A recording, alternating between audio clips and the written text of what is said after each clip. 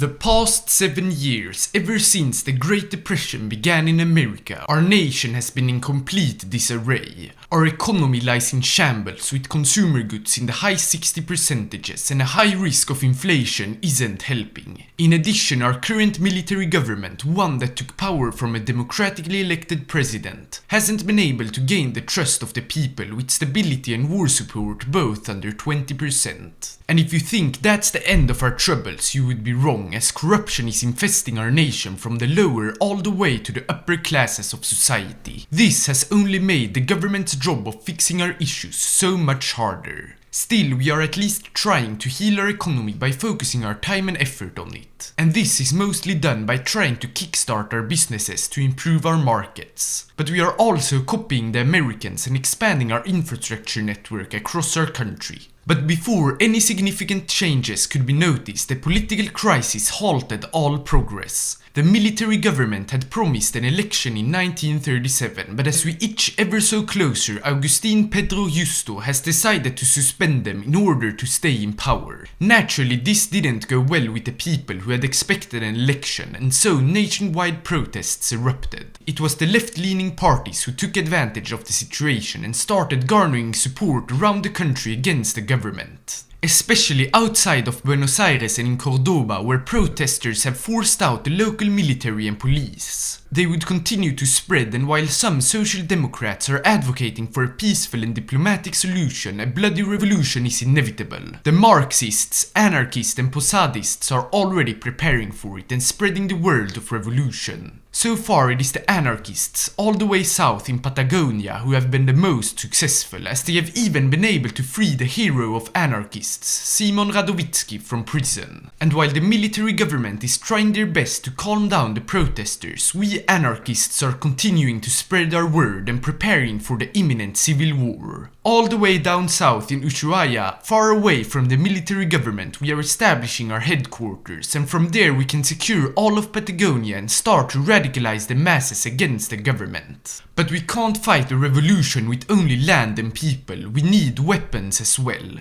And what better way than to steal from the national stockpiles? We will get more guns while the government will get less. Seeing our influence grow, there was only one thing left we had the time for before the government collapses and the civil war begins. And that was that we appoint Radowitzki as our leader. He has 20 years of experience in fighting against the government, so he's just the guy who will lead us to victory. About a month later, political tensions reached never-before-seen levels, so we called a revolution, raised our militias and started marching north towards Buenos Aires. The military government did the same thing and raised their loyalist troops, sending them down south to stop our revolution. As the first battles started, we slowly advanced. In the east, we even managed to encircle one of their troops.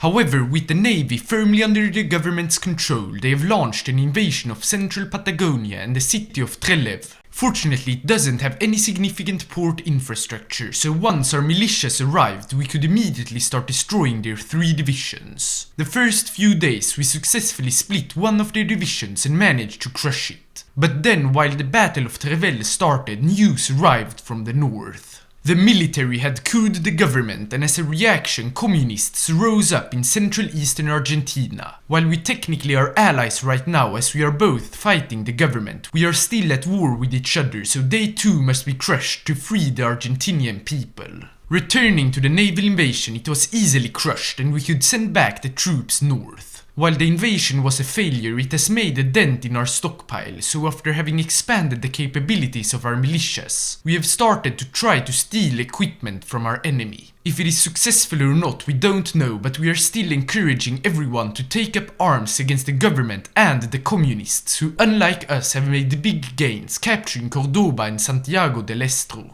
So before they reached Buenos Aires, we too started advancing, and our only possible way forwards is along the coast, because in the west supply is horrible for everyone. Right as we started, our enemies made a massive mistake. Fearing the communists more than us, they sent away parts of their defenses, leaving big gaps in the front, which we utilized to our full advantage. And what made the situation even worse for them was that they allowed us to encircle the forces who remained, essentially rendering them completely useless for any defensive actions. Therefore, we could march on much faster than we had planned at first. After some weeks, Mar del Plata was entered without resistance, and the same with La Plata, the city just 60 kilometers south of Buenos Aires. So obviously, with no government troops anywhere to be seen, the capital fell some days later. However, most loyalist forces would still continue fighting as the military junta fled north. So we simply pursued them, and as we reached Rosario, most generals were captured, subsequently leading to the loyalists surrendering en masse. This means only the communists are left to defeat, and while they did advance a lot in the beginning, we have gained information from anarchist sympathizers that their army is probably smaller than ours. We use this knowledge to execute daring attacks, marching around their forces to bypass them and continuing straight for their cities, just like we had done against the government. Fortunately, the risky strategy paid off, and once again their capital was swiftly captured. Then, a few days later, enough communist militias and cities had been captured for their leadership to surrender or flee to neighboring countries. And so, anarchism has won its first ever battle. While Makhno was close in Ukraine, this is the first time it has successfully taken over a whole country. But we haven't even faced our hardest challenges yet. Despite having already started the process of collectivizing our society and drastically reducing the public expenses since we no longer have a clear government, which both have started healing our economy, the scars of the civil war has made the battle so much harder. Especially as anti-anarchist resistance is prevalent in all of central and northern Argentina, and oligarchs are resisting our collectivization in and around Buenos Aires. But we can't cave to this internal opposition, we must fight it straight on. And the best way to do so is to show the people in the north that anarchism truly is the best and most free way to organize a society. Of course, this won't work against the oligarchs who only crave profits, but for them we have other means of convincing. But back to the normal population, the best way to convince them is to fix the economy. To have enough resources to do so, Radowitzki has started gathering them from patriotic anarchists in the south. We then used it to take the first steps towards a powerful anarchist industry. While some wanted us to mainly focus on consumer goods factories, we have put the military above all. Because even though it is far in the future, we do have greater plans for anarchism than just Argentina. And a great military is needed for that, as well as to defend ourselves against, for example, the Brazilian dictatorship. And we can't forget that at the same time it still helps us reduce the time of recovery from the civil war. Continuing with the reforms, great efforts have been put into centralizing the syndicates across our country to get them to cooperate better and bring our economy to its best potential. And the fact that the syndicalists are now growing stronger and more united has allowed them to heavily invest into the country as well. It has mostly been focused on infrastructure, with the General Paz Avenue being constructed around the capital and more infrastructure in the heart of Argentina. But the mining syndicates have also joined, starting to invest into its industry and drawing plans to exploit so far untapped resources. During all this, Radowitzki had successfully destroyed all major oligarch resistance, allowing us to finally collectivize their factories. And with that, we have reached enough factories and economic activity to declare the economy healed after 8 long years. About the same time, most anti-government resistance halted, which will make our job of bringing anarchism to its truest potential much easier. As both of these news spread to all syndicates in our country, their and their workers' investments only grew. In northern Patagonia, 4 factories were constructed. The capital was further developed, lowering the risk of an inflationary crisis to 0. And even more infrastructure was constructed, but now in the north. However, as the economy is healed, Radowitzki has been able to focus on other things than just that. And those other things is our military. Cooperating with our scientists, we will greatly improve our weapons design and discover new technologies. And we are also preparing the syndicates for war, which also heightens the trust in our anarchist army. But to restore it fully, we will need to reform it. And the civil war showed us that the way to victory is quantity over quality, as without the big amount of troops that we had during the conflict, we wouldn't be able to encircle all our enemies. Sadly, in order to pump out as many divisions as possible, we will need a lot of weapons, which our industry can't handle, especially if we want to start producing artillery as well. Therefore, we will need to make sacrifices on the quality of our guns. But then there is one more front which is incredibly important, and I'm not talking about the skies or the seas, but the infiltration front. Because we have finally declared our intentions of expansion, and not to make Argentina the most powerful nation, but to liberate the abused and tormented peoples of the world from the elites and bring them the beauty of anarchism. And this is why that front is so important. If we are able to infiltrate our neighboring countries to spread our anarchist sentiments through spies, we would then be able to trigger an uprising in the target country so that it can liberate itself with our help. We will begin by targeting Paraguay since it's our smallest and poorest neighbor, and Chile not only because they are at war with Peru but also since they already have dropped to 0% stability. While we reformed our army and intelligence efforts, we had mainly constructed military factories. However, the syndicates had been much more diverse. For example, the mining syndicate found a lot of steel in our most eastern provinces, giving us a lot better self-sufficiency.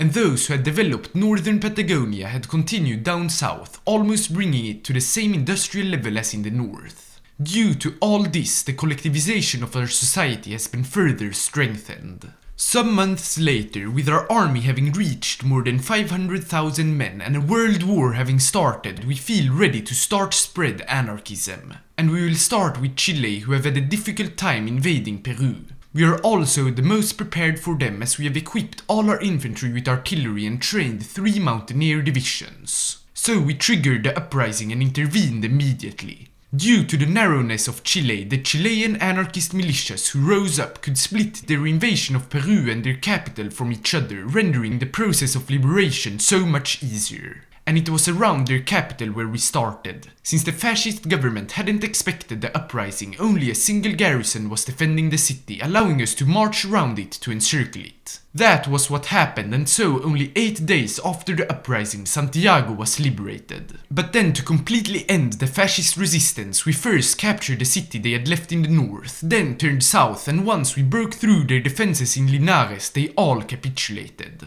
Currently, the anarchist state in Chile isn't fully integrated with ours, and their leadership and syndicates are still highly disorganized. But before we can integrate it, we must liberate more countries. And the next in queue is Paraguay and Bolivia, who both have under 15% stability. However, before we immediately launch 2 new uprisings, we need some peace to organize an air force. We are almost the only country in South America without one, so it's incredibly important that we join the others. And since we are so far behind, we will first and foremost develop fighters, as without them air superiority can only be a dream. But enough talking. With Bolivia having annexed northern Paraguay, we have the perfect opportunity to strike them both down and liberate their people.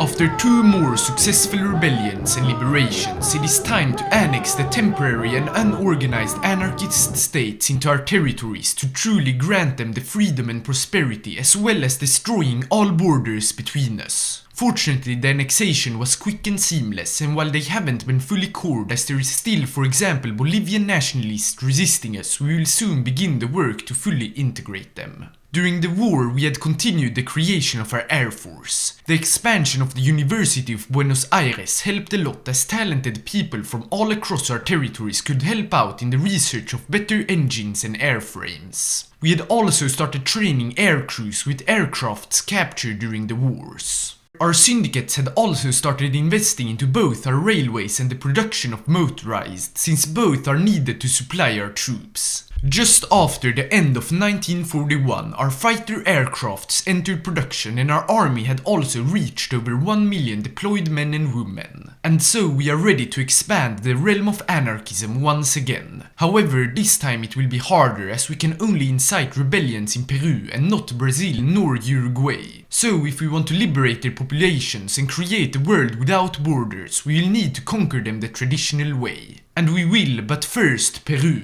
The rebellion was launched mainly in the south of the country, and since the Peruvians are currently fighting Ecuador, we aren't expecting much resistance. And that was true, despite some forces defending their big cities, our upgraded mountaineers rendered their mountainous defenses useless, allowing us to encircle Cusco and quickly continue to the capital city. Less than 20 days after the start of the conflict, the city and its people were liberated, crushing any hopes of a miraculous Peruvian victory. The rest of the conflict was simply clearing up the rest of the resistance, and so Peru has been liberated under anarchism. Seeing how, just like the others, their syndicates and councils were unorganized, we decided to immediately annex the country to bring them true anarchism. And once again, like the rest, resistance still exists. Thus, it is finally time to start integrated territories. While we do, we will strike down Brazil. Uruguay will have to wait since they are in the Allies, but the front with Brazil is so big that we wouldn't even want to right now.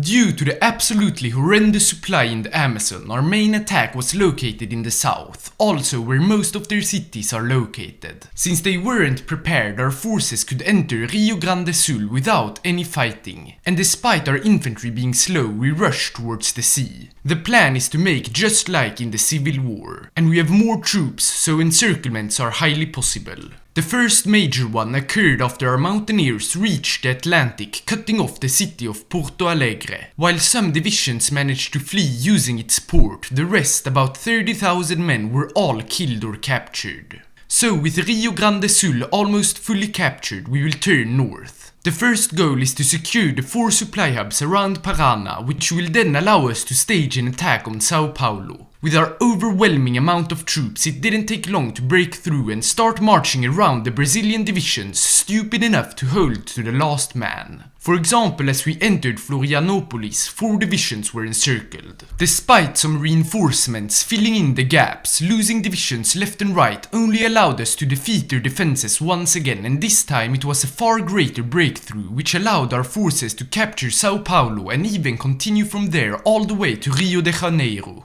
But despite losing their capital and more than 30,000 soldiers, Vargas still hasn't surrendered and instead relocated the government all the way to Recife.